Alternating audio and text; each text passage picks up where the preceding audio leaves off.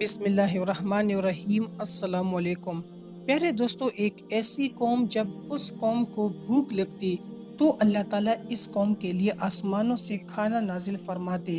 جب اس قوم کے کپڑے خراب ہوتے تو اگلی صبح کو ان کے کپڑے دھلے اور صاف ستھرے ملتے۔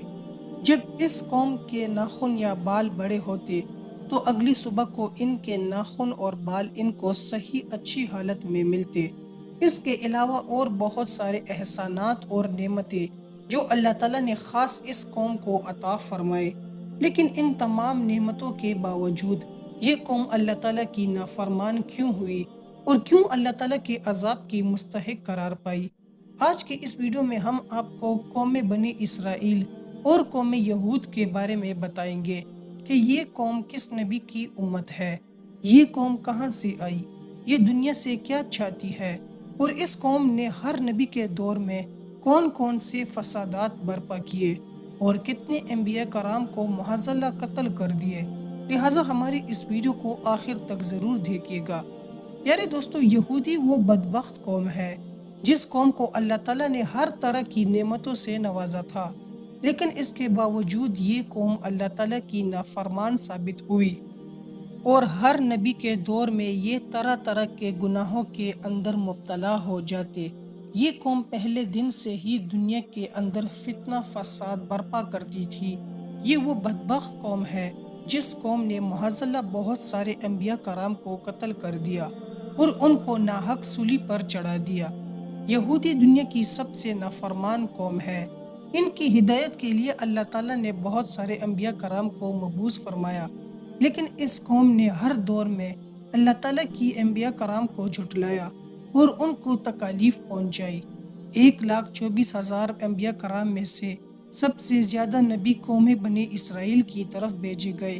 اس قوم کی ہدایت کے لیے اللہ تعالیٰ نے اس قوم کو اس قدر نعمتوں سے نوازا کہ یہ قوم اللہ تعالیٰ سے جو مانگتی اللہ تعالیٰ ان کو وہی عطا فرماتے۔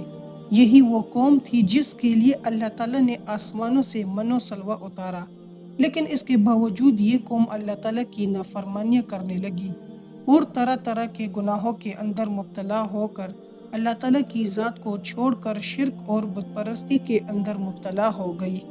یہ بدبخت لوگ اللہ تعالیٰ کی کتابوں میں رد و بدل کیا کرتے اور اللہ تعالیٰ کی نازل کردہ آیات کو پیسوں کے بدلے بیچا کرتے۔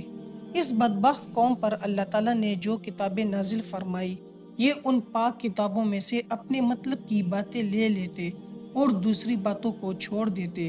اس طرح یہ صرف اللہ تعالیٰ کے ان احکامات پر عمل کرتے جو ان کو اچھے لگتے اور باقی دوسرے احکامات کو چھوڑ دیتے۔ یہ قوم ایسی قوم تھی کہ دوسرے لوگوں کو نیک کام کرنے کا حکم دیتی لیکن خود اس پر عمل نہ کرتی۔ پیارے دوستو، یہودی قوم دنیا کی سب سے فسادی اور جھوٹی قوم ہے۔ اس قوم پر اللہ تعالیٰ نے متعدد بار لعنت فرمائی ہے۔ یہ قوم حضرت ابراہیم علیہ السلام کے بعد وجود میں آئی۔ اللہ تعالیٰ نے حضرت ابراہیم علیہ السلام کو 2 بیٹے عطا فرمائے تھے۔ ایک کا نام حضرت اسماعیل علیہ السلام اور دوسرے کا نام حضرت اسحاق علیہ السلام تھا۔ حضرت اسحاق علیہ السلام میں سے حضرت یعقوب علیہ السلام پیدا ہوئے، جن کو اللہ تعالیٰ نے منصب نبوت پر فائز فرمایا، اور حضرت اسحاق علیہ السلام کا لقب اسرائیل بھی تھا۔ اسی لیے ان میں سے پیدا ہونے والی قوم کو بنی اسرائیل کہا جاتا ہے۔ حضرت اسحاق علیہ السلام کے بیٹے حضرت یعقوب علیہ السلام کی 4 بیویاں تھیں، جن میں سے 12 بیٹے پیدا ہوئے۔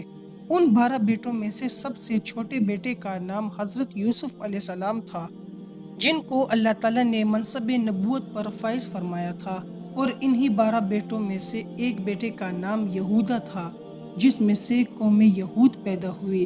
روایات میں آتا ہے کہ حضرت یعقوب علیہ السلام کی اولاد میں سے اللہ تعالیٰ نے 70,000 انبیاء کرام کو پیدا فرمایا اور آپ کی نسل میں 70,000 انبیاء کرام مبعوث کیے گئے۔ حضرت یوسف علیہ السلام کے زمانے حکومت میں جب مصر کے اندر قحط سالی ہوئی تو ان کے بھائی بھی قحط سالی کی وجہ سے مصر کے اندر آ گئے اور حضرت یوسف علیہ السلام کے پاس رہنے لگے۔ حضرت یوسف علیہ السلام کے بعد جب فرعون کا زمانہ آیا تو فرعون نے ان کو غلام بنا لیا اور یہ کئی سالوں تک فرعون کی غلامی کرتے رہے۔ حضرت موسیٰ علیہ السلام کے زمانے میں قوم بنی اسرائیل کے 12 قبیلے تھے اور یہ تمام کے تمام قبیلے فرعون کے غلام تھے۔ یہ بت پرستی اور کفر و شرک کے اندر مبتلا ہو چکے تھے۔ بنی اسرائیل کی یہ قوم 300 سال تک فرعون کی غلامی کرتی رہی اور کفر و شرک کے اندر مبتلا رہی۔ ان کی ہدایت کے لیے اللہ تعالیٰ نے حضرت موسیٰ علیہ السلام کو مبعوث فرمایا۔ فرعون اس قوم پر طرح طرح کے ظلم کرتا اور ان سے اپنی عبادت کرواتا۔ بالآخر اللہ تعالیٰ نے حضرت موسیٰ علیہ السلام کے ذریعے اس قوم کو فرعون سے نجات عطا فرمائی اور دریائے نیل میں سے راستہ بنا کر اس قوم کو اللہ تعالیٰ نے ایک نئی آزادی والی زندگی عطا فرمائی۔ لیکن اس کے باوجود یہ قوم اللہ تعالیٰ کی نافرمان ثابت ہوئی اور اللہ تعالیٰ کی ناشکری کرنے لگی۔ جب حضرت موسیٰ علیہ السلام اللہ تعالیٰ سے ہم کلام ہونے کے لیے کوہ طور پر تشریف لے گئے تو ان کے پیچھے یہ قوم کفر و شرک اور بت پرستی کے اندر مبتلا ہو گئی اور ایک بچڑے کی پوجا کرنے لگی۔ جب اللہ تعالیٰ نے اس قوم کو شرک سے منع کیا اور اس بچڑے کو ذبح کرنے کا حکم دیا تو یہ قوم طرح طرح کے بہانے بنانے لگی اور 5 مرتبہ حضرت موسیٰ علیہ السلام کو کوہ طور پہاڑ پر بھیجا تاکہ وہ اپنے رب سے ٹھیک ٹھیک حکم لے کر آئے۔ یہ صرف اس لیے تھا کہ یہ قوم اس گائے کو ذبح کرنے سے بچ سکے اور اسی طرح اس کی پوجا کرتی رہے۔ پیارے دوستو، فرعون کے ہلاکت اور حضرت موسیٰ علیہ السلام کے بہت سارے معجزات کو دیکھنے کے باوجود بھی یہ قوم اللہ تعالیٰ پر سچے دل سے ایمان نہ لائی۔ یہ قوم کھلے عام حضرت موسیٰ علیہ السلام سے یہ کہا کرتی کہ جب تک ہم اللہ تعالیٰ کو اپنی آنکھوں سے نہ دیکھ لیں تب تک ہم معاذاللہ ان پر ایمان نہیں لائیں گے۔ اس قوم کے لیے اللہ تعالیٰ نے آسمانوں سے کھانا نازل فرمایا اور ان کے پینے کے لیے پانی کے 12 چشمے جاری کیے تاکہ یہ قوم آپس میں جھگڑا نہ کرے۔ لیکن اس کے باوجود یہ قوم اللہ تعالیٰ کی نافرمانی سے باز نہ آئی اور اللہ تعالیٰ کی نافرمانیاں کرتی رہی۔ اسی قوم کی نافرمانی کی وجہ سے آسمانوں سے آنے والا کھانا بند ہوا اور زمین سے پیداوار اگنا شروع ہوئی۔ اس کے بعد جب حضرت موسیٰ علیہ السلام نے اللہ تعالیٰ کے حکم سے اپنی قوم کو فلسطین کے حکمرانوں کے خلاف جنگ کرنے کا حکم دیا تو اس قوم نے یہ کہتے ہوئے صاف انکار کر دیا کہ تم اور تمہارا خدا جا کر لڑو، ہم تو یہی بیٹھے رہیں گے۔ اس طرح اللہ تعالیٰ نے اس قوم کو بار بار اپنی نعمتوں سے نوازتا اور یہ قوم بار بار اللہ تعالیٰ کی نافرمانی کرتی۔ یہ قوم اللہ تعالیٰ کی انبیاء کرام کو جھٹلاتی اور ان پر ظلم کرتی۔ اس قوم نے اللہ تعالیٰ کے تمام انبیاء کرام کی نافرمانی کی اور معاذاللہ ان کو قتل کر دیا۔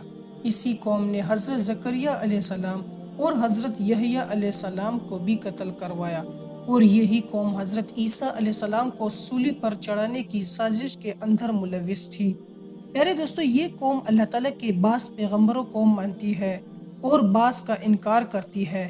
ان کا یہ عقیدہ ہے کہ قوم بنی اسرائیل میں صرف پیغمبر پیدا ہو سکتے ہیں، اس کے علاوہ کسی اور قوم میں کوئی پیغمبر پیدا نہیں ہو سکتا۔ یہی وجہ ہے کہ یہ لوگ بنی اسرائیل کے پیغمبروں کو پیغمبر مانتے ہیں اور بنی اسماعیل کے پیغمبروں کو یعنی حضرت محمد صلی اللہ علیہ وآلہ وسلم کو نبی نہیں مانتے، کیونکہ ہمارے آخری نبی حضرت محمد صلی اللہ علیہ وآلہ وسلم بنی اسرائیل میں نہیں بلکہ بنی اسماعیل میں پیدا ہوئے۔ پیارے دوستو، یہودی حضرت جبرائیل علیہ السلام کو اپنا سب سے بڑا دشمن مانتے ہیں، کیونکہ حضرت جبرائیل علیہ السلام یہودیوں کی تمام ناپاک سازشوں کو ان سے پہلے انبیاء کرام کو بتا دیا کرتے تھے، اور ان لوگوں کے عقیدے کے مطابق حضرت جبرائیل علیہ السلام نے آخری نبوت کے لیے ایک غلط ہستی کا انتخاب کیا ہے، چونکہ ان کے عقیدے کے مطابق آخری نبی بھی بنی اسرائیل میں سے ہونا چاہیے، اور چونکہ حضرت محمد صلی اللہ علیہ وآلہ وسلم بنی اسماعیل میں سے ہیں، لہٰذا اسی وجہ سے یہ حضور پاک صلی اللہ علیہ وآلہ وسلم کو نبی نہیں مانتی اور حضرت جبرائیل علیہ السلام کو اپنا دشمن مانتے ہیں۔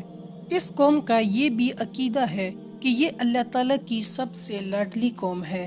یہ دنیا کے اندر جو بھی گناہ کرے گی اللہ تعالیٰ ان کو بخش دے گا اور یہ بغیر حساب و کتاب جنت میں جائیں گے۔ ان لوگوں کے عقیدے کے مطابق دنیا میں بھی ان لوگوں کے لیے انعامات ہے اور آخرت کے اندر بھی ان لوگوں کے لیے انعامات ہے، اور جہنم کی آگ ان کو ہرگز نہ جلائے گی۔ لہٰذا یہ دنیا میں جو کچھ بھی کرتے رہیں، آخرت میں ان سے کوئی پوچھ گچھ نہ ہوگی۔ یہ قوم شروع ہی سے فسادی قوم ہے۔ یہ لوگوں کو ان کی بستیوں سے نکال دیتے تھے اور ان پر قبضہ کر لیا کرتے، جیسا کہ آج کے دور میں یہ لوگ فلسطین کے لوگوں کے ساتھ کر رہے ہیں۔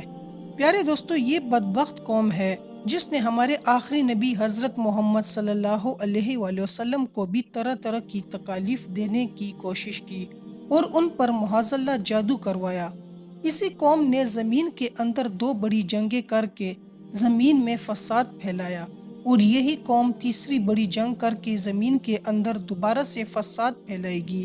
یہ لوگ اللہ تعالیٰ کے بارے میں یہ عقیدہ رکھتے ہیں کہ معاذ اللہ، اللہ تعالیٰ فقیر ہے اور ہم غنی ہیں، اور دنیا کے تمام پھل، اناج اور نعمتیں ہمارے قبضے میں ہیں۔ یہ وہی لوگ کھا سکتے ہیں جن کو ہم کھلانا چاہیں۔ پیارے دوستو، یہودیوں کے 8 ایسے عقائد ہیں جن کی بنا پر ان لوگوں کو کافر کہا جاتا ہے۔ نمبر 1، یہ اللہ تعالیٰ کو مجسم مانتے ہیں، یعنی ان کا ماننا ہے کہ اللہ تعالیٰ بھی ہماری طرح ایک جسم رکھتے ہیں، جبکہ اللہ تعالیٰ شکل و صورت اور جسم سے پاک ہے۔ اور اس کے علاوہ یہ قوم حضرت موسیٰ علیہ السلام اور حضرت عزیر علیہ السلام کو اپنا نبی مانتی ہے۔ ان کے علاوہ باقی تمام انبیاء کرام کو یہ قوم جھٹلایا کرتی تھی اور ان کو قتل کر دیا کرتی۔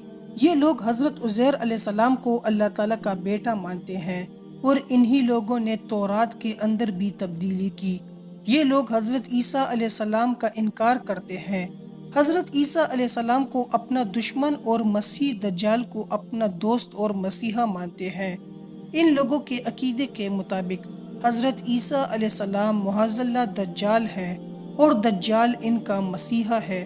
اسی وجہ سے اللہ تعالیٰ قرب قیامت میں دجال کے خاتمے کے لیے حضرت عیسیٰ علیہ السلام کو نازل فرمائیں گے، اور حضرت عیسیٰ علیہ السلام یہودیوں کے مسیحا دجال کا خاتمہ کریں گے۔ یہ لوگ اللہ تعالیٰ کی کتاب انجیل کا انکار کرتے ہیں، اور ہمارے آخری نبی حضرت محمد صلی اللہ علیہ وآلہ وسلم کو اللہ تعالیٰ کا نبی نہیں مانتے، اور اس کے ساتھ ساتھ یہ اللہ تعالیٰ کی آخری کتاب قرآن پاک کا بھی انکار کرتی ہے۔ پیارے دوستو، یہ وہ تمام اسباب ہے جس کی وجہ سے اس قوم کو کافر کہا جاتا ہے، اور اللہ تعالیٰ نے اس قوم پر متعدد بار لعنت فرمائی ہے، اور یہ دنیا کی سب سے فسادی قوم ہے۔ جی تو پیارے دوستو، ہم امید کرتے ہیں کہ آپ کو ہماری آج کی ویڈیو پسند آئی ہوگی۔ اگر آپ کو ہماری ویڈیو پسند آئی ہے تو آپ سے گزارش ہے کہ ہمارے چینل کو لائک اور سبسکرائب کر دے، اور بیل کے بٹن کو بھی آن کر دے۔ آپ سے ملاقات ہوگی ایک نئی معلوماتی ویڈیو میں۔ دیکھتے رہیے ہمارے چینل کو۔ آخر میں اللہ تعالیٰ سے دعا ہے کہ اللہ تعالیٰ ہمیں اچھے کام کرنے کی توفیق عطا فرمائے اور ہمارا خاتمہ ایمان پر کرے۔